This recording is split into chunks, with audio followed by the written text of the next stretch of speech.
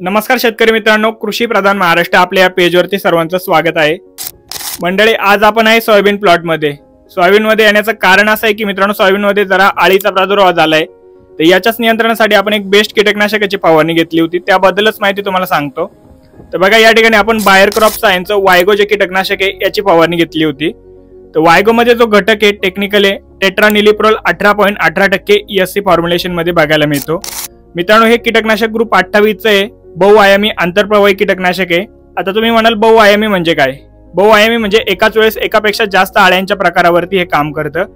आणि सोयाबीन मध्ये तुम्हाला पण माहिती मुख्यत्वे चक्री भुंगे म्हणजे ज्याला आपण गर्डल बिटल म्हणतो, त्यासोबतच जी स्पोडोप्टेरा म्हणजे पाणी खाणारी अळी, त्यासोबतच मित्रांनो जी सेमिल्युपर म्हणजे उंटाळी आपण त्याला म्हणतो, यांसारख्या अळ्यांचा जास्त प्रादुर्भाव असतो, त्यावरती हे कीटकनाशक एकदम जबरदस्त काम करतं। आता याचं प्रमाण सोयाबीन मध्ये तुम्हाला किती घ्यायचंय? जास्त पण नाही, कमी पण नाही, 100 ml एकरी याचा